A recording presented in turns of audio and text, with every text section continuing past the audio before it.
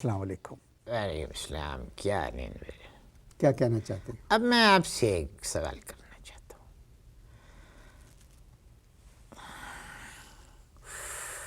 سوال یہ کرنا چاہتا ہوں میں کہ اگر اسمبلی میں بل منظور نہیں ہوا تو اس میں میرا کیا قصور؟ کمان اسپیک. جی ظاہر ہے نہیں آپ ممبر تو نہیں ہیں اسمبلی کے. دیکھیں یہی کہہ رہا ہوں میں کہ جب اسمبلی میں بل منظور نہیں ہوا تو میرا کیا قصور؟ نہیں آپ میرا کوئی قصور آپ ممبر تو نہیں ہیں اسمبلی. نہیں. پھر نہیں کوئی، پھر کیا قصور نہیں ہے نا. جی. تو اب سوال یہ اٹھ رہا ہے میرے ذہن میں کہ جب بل منظور نہیں ہوا، پھر پوچھ رہا ہوں ایک دفعہ اور آپ سے کہ اگر اسمبلی میں بل منظور نہیں ہوا تو میرا کیا قصور؟ نہیں کوئی قصور ہے کوئی قصور؟ جی. پھر یہ میری بیوی گھر میں اس بل کا غصہ مجھ پہ کیوں اتار رہی ہیں؟ میں سمجھا نہیں بھائی.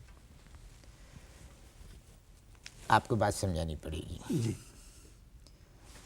اسمبلی میں بل منظور نہیں ہوا، جی. میرا کوئی قصور نہیں. نہیں. اب دوسری طرف بیوی میری جو ہے وہ بل کی خار مجھ پہ اتار رہی ہیں گھر میں. کیوں؟ پرسوں چوتھ بجلی کا بل آیا، پھاڑ دیا.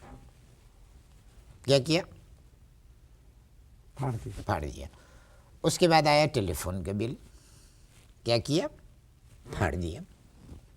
اس کے بعد آیا گیس کا بل، کیا کیا؟ پھاڑ دیا.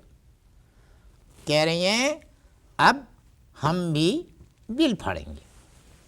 آپ کی بیگم ہے کون؟ بنت بطوطہ. ہر وقت سیر سپاٹے کرتی رہتی ہیں، ہر وقت. ان کی ایک عجیب تھیوری ہے یار.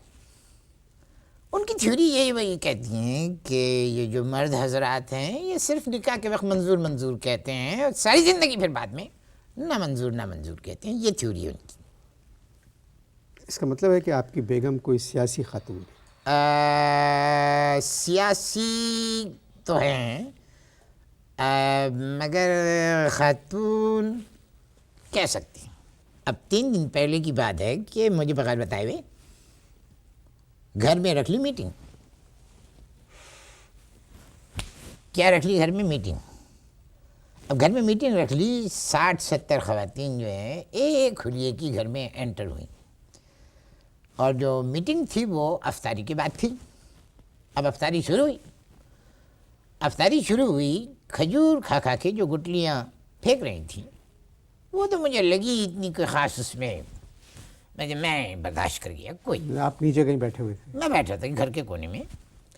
اب وہ کھجور کھا کے گٹلیاں جو پھینک رہی تھیں تو وہ تو نہیں لگی مجھے، لیکن جو کھجور چوس کے منہ سے جب کہا کہ یوں جب گٹھلی وہ مارتی تھیں، it was hitting me like a Bullet. تو بھائی صاحب آپ جی بھائی صاحب. وہاں سے ہٹ جاتے؟ کدھر سے ہٹ جاتے؟ جہاں میں بیٹھا ہوا تھا ادھر سے ہٹ جاتی. جی.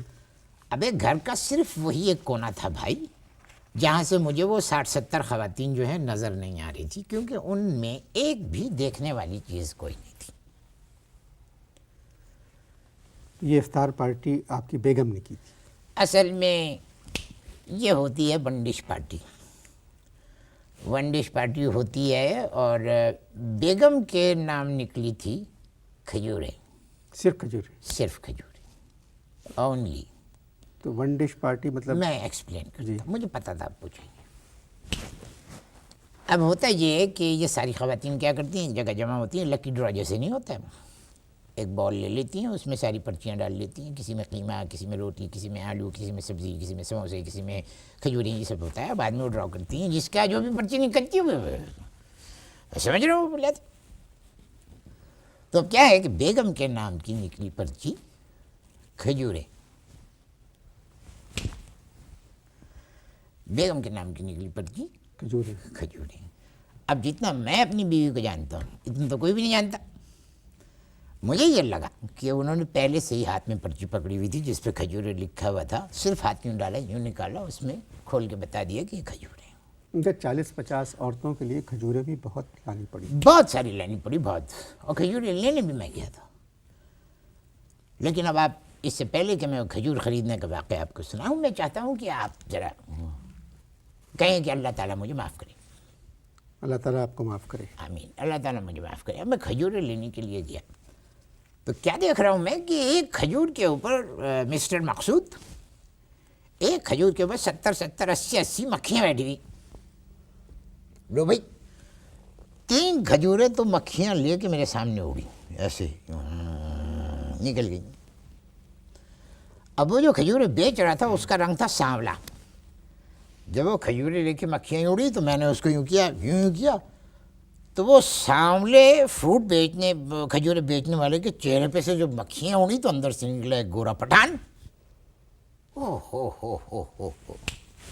میں تو ہل گیا. میں نے اس سے کہا، میں نے کہا ایکسکیوز می، مجھے سخت اعتراض ہے اس بات پہ کہ آپ یہ فرمائیے کہ آپ مکھیاں بیچ رہے ہیں یا کھجوریں؟ بھائی میری بات سنیے، پھلوں کی دکانوں پر ایرانی کھجوریں ملتی ہیں بند ڈبوں میں، بڑی اچھی پیک کی ہوئی.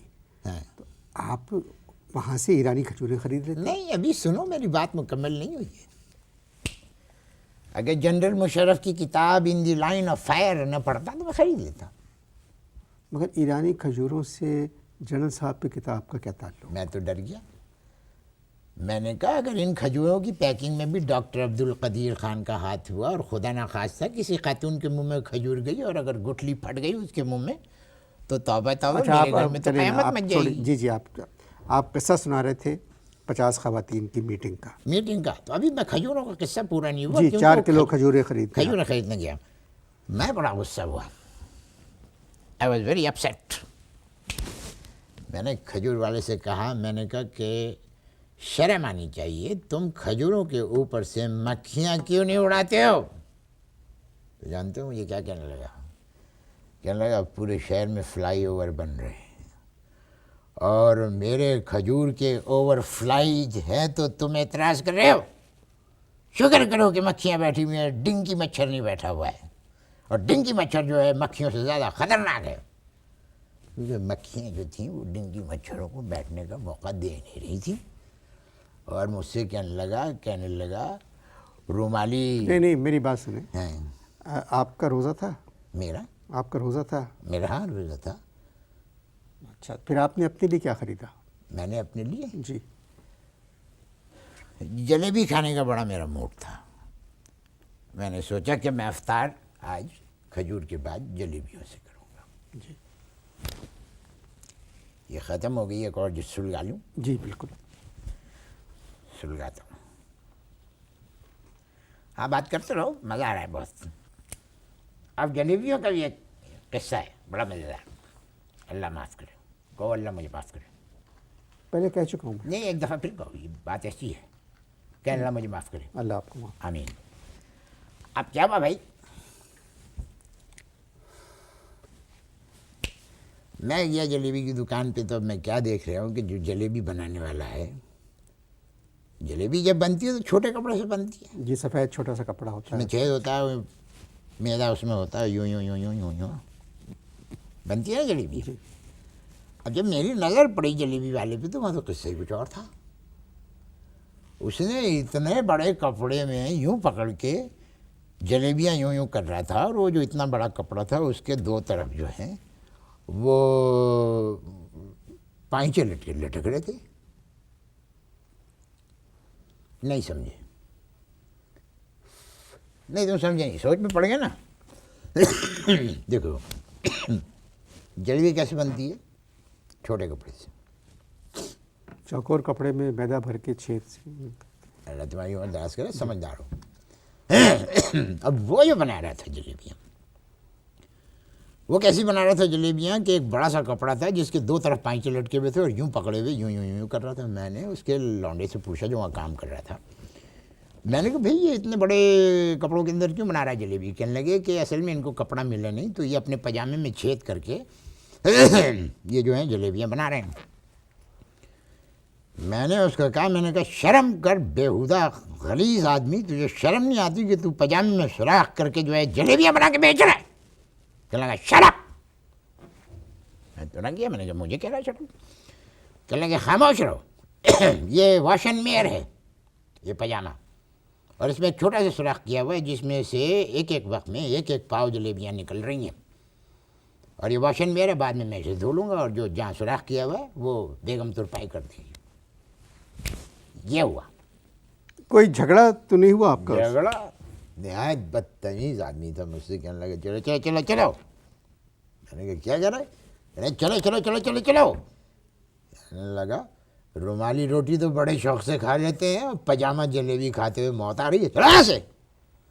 نکال دیا مجھے وہاں سے. گفتگو جاری ہے، آپ اشتہار دیکھیں.